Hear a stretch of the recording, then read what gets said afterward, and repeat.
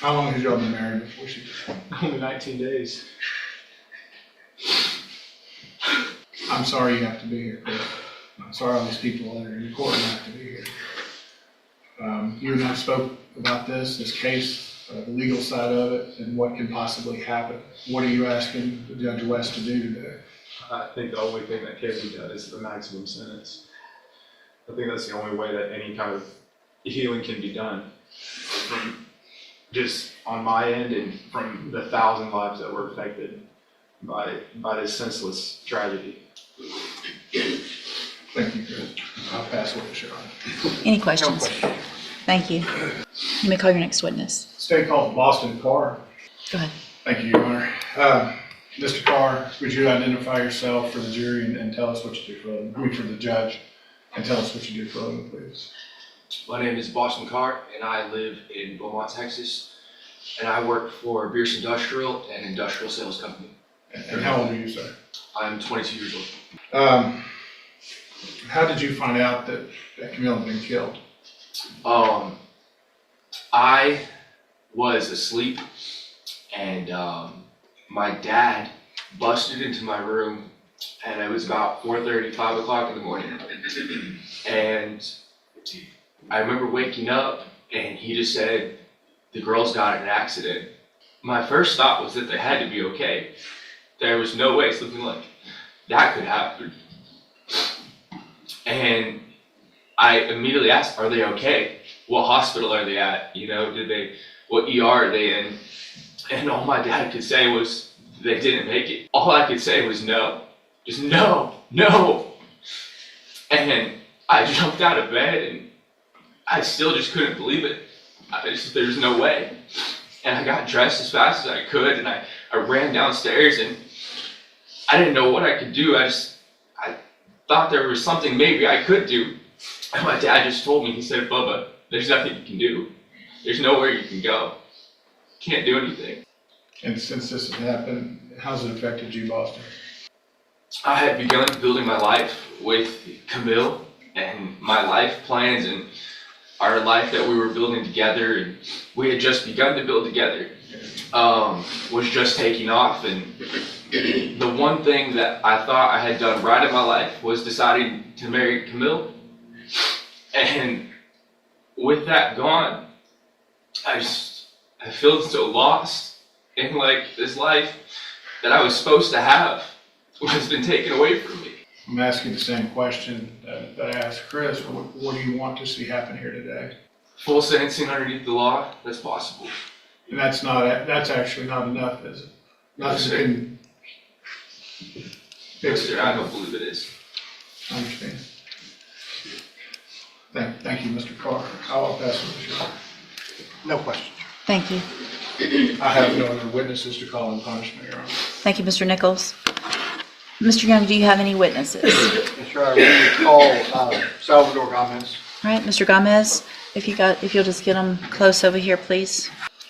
Now, when we were preparing for the trial, you've never been convicted of a felony anywhere, correct? That is correct. So you technically qualify for probation. Are you asking this court for probation?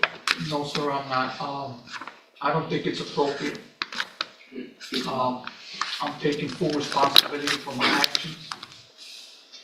And that's why I don't think it's appropriate for me to even think about it. So when the probation officer included all that in the report about, that's nothing you asked for, that's just something they included. That is correct, yes. So I think the last thing is there anything you want to say to the families of Ms. Eisenhower this morning? Yes, I will. To the Eisenhower family, to the Marty family, Mr. Stacks, Mr. Carr, there's nothing that I can say, nothing that I can do to bring your loved ones back. Now, the remorse and the shamefulness that I feel about this is unthinkable. Nothing that has happened to me compares to the destruction that I've caused in your life. I've destroyed your life. And nothing that my injuries, that doesn't even compare. I can't even fathom what y'all are going through. I really don't. And I've thought about this for over a year. And I just can't come up with a proper thing to say, but what I've said. I don't wish this upon even my worst enemies, because I know you all are hurting beyond imagination. And like I said, I wish I could do something, but I can't. Have you asked for forgiveness from your personal Savior? Yes, I have. I ask for forgiveness for my Lord and Savior Jesus Christ, and I'll have my judgment day with Him one day. Trust me, I've said it to myself a bunch of times, and I've said it to Him too. Why didn't you kill me instead of them? I would have preferred that, but He did what He did, and I'm sorry. I'm very sorry. Pastor Rich. Thank you. Any questions, Mr. Nichols? Yes, Your Honor. Mr. Gomez, how many DWI convictions did you have before this night? 3. 2 here in Texas and 1 in Virginia, is that correct? That is correct. And on those occasions, you were put on probation. Yes, sir. And as part of probation for DWI, I'm sure they taught you the risk when you were wanting to get out and go speak to kids and teach them about drinking and driving. You wanted to show them that you don't think it can happen to you, but it happened to me. That was your words, correct? Yes, sir. It happened to you. Yes. Not you did this to them, but it happened to you. That's how you see this? Oh, no, sir. How old are your children? 27, 21, 20, and 18. And if, God forbid, they were taken from you because of someone drunk, intoxicated driving, what would you be asking the judge to do? I will let the justice system look at all the facts and the judge, and for her to decide, or them to decide what is the right thing to do, the right decision. When you were taking shots at the strip club and stumbling over your chair, what was going through your mind at that point? Not a whole lot. And then after that, you decided to get in your truck and drive 20, 30 miles back to where you live off of West Port Arthur Road. Correct? Yes, sir. And your evening started at the Taqueria in Port Arthur, Yes, sir. where you drank 8, 9 beers between 5:30 and 9:30. Is that accurate? Yes, sir, I think so. And you left the city of Port Arthur after having had 8 or 9 beers and drove the 30 minutes or so to a strip club in Beaumont. Is that accurate? Yes, sir. And for several more hours, you continued to drink. You took shots and you drank beers. Yes, sir. And then after about 12:30, 12:45 in the morning, you got in your truck to drive back to West Port Arthur Road. Yes, sir. And you're asking this court to give you some mercy for your choices. Sir, I'm asking the court to review the facts. And the judicial system, they can make the right decision on what they want to do, sir. I'm sure they can. Pass, please. Anything else, Mr. Young? One question. Mr. Nichols referred to your prior offenses for the misdemeanor of driving while intoxicated. When was the last one? In 2005. Pass it. Anything No else? other questions, Your Honor. All right, thank you. I understand there's times for mercy, there's times for compassion, Your Honor. But I think undeserved mercy to the guilty is further cruelty to the victims. And they've been through everyone's worst nightmare. 20 plus 20 is 40, and that's really not enough, but that is the maximum allowed under law, and that's what I'm asking you to do on behalf of the Marty family, the Eisenhower family, Christopher Stacks, Boston Carr, and their entire faith community. The one reason all these people, including the Gomez family, are here in this courtroom today is because of what he did, what he chose to do. And it is a tragedy up and down. And so I'm asking you to protect the citizens of Jefferson County from any chance that this could ever happen again from Mr. Gomez. Thank you, Your Honor. Thank you. I have a question, Mr. Nichols, with regard to deadly weapon finding. I'm looking at the indictment, and it doesn't read that there's a deadly weapon. Right, I don't believe it does, Your Honor. Okay. And it's not something I looked into. Is that something I can still find if the indictment doesn't say it? Yeah, I don't have an answer for that. Okay. Do y'all know? If it's not, if it's not in the indictment? The court would have to find, it is permissible without a request, without it being included in the indictment. However, the court would have to point to specific evidence that it was used or intended to be used as a deadly weapon. Okay. And I would argue to the court that perhaps, I mean, if there had been other evidence, but there's really no evidence admitted upon which the court could make such a finding, so I would ask the court not to find that. But I will represent to the court as an officer of the court that it's not absolutely required that it be included. Okay. I really didn't think so. I just wanted to make sure. I would think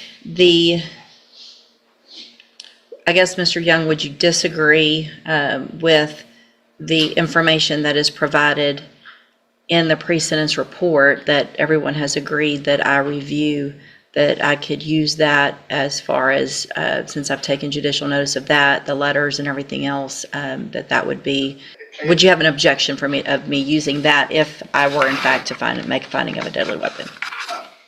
Your Honor, I think the court can consider all evidence before the court, and if there is evidence that the court can point to that says this supports the finding of deadly weapon, obviously we can't contest that. Okay.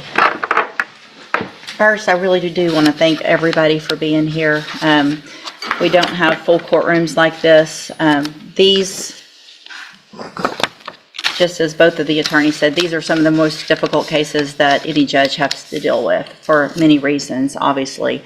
Mr. Gomez, had you been in, well, I'm not sure that it would matter, but had you been in here and this was your first DWI, there might be some sense of what your attorney was asking for from me, which is true. I mean, I have to detach myself from the emotional part, which is, it's impossible, but it's required, and I do the best I can to do that.